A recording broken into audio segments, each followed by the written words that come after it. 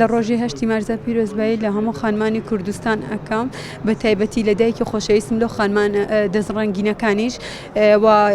هیوادارم نەک هەر تەنها ڕۆژێک تایبەت بێ بە خانمان هەموو ڕۆژەکان تایبەت بێ بە هەشتی مارز هەریەکی و لەلایەن خۆیەوە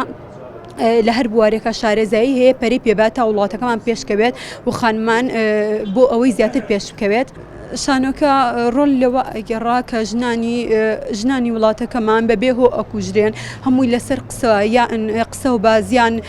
باوکیان یان برایەکیان شتێک ئەبیستێتەوە بەقسی کەسی کە ئاکان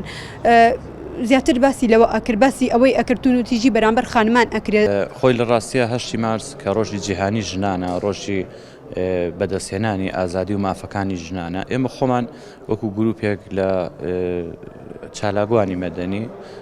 ساڵانە هەموو کاتێک لە هەشتی مارس و 25 نۆڤەمبەرە یان لە شەقامیان لە هۆڵێکی ئاوای پێرفۆمانسەکەین بۆ ئەو یادە ئەمساڵ ئەم ئیشێکە کردمان لەسەر گۆڕی بێناو نیشانەکان بوو ئەو ژنانانەی کە لەسەر شەرەفە کوژێن و تەنها ژمارێک لەسەر گۆڕەکەیانە ئێمە وەکو حورمەتێک بۆ ئەو ژنانە و لە ناو داتاشۆکەشا کە ئەگەر دیبێتی بنەبڕکردنی خەتەنەی مێینەیەکێک بوو لە ئامانجەکانی ئێمە کە کارێکی ناشرین و قێزەونە لە هەموو جیهانە. دیارە ئەم شانۆیە لە سینۆگرافیا و دەرهێنانی خۆم بوو شانۆ محمود نمایشی کرد ئەوەی کە پێویست بوو لە ناو شانۆکە بوو وترێ ئێمە دەنگمان بەرز کردەوە لە ڕێگەی مۆسیقا و سەماوە وتمان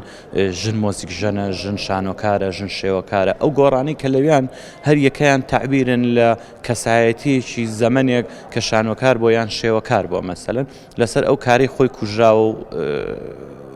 دەرهەق بۆ جینایەتە کرا.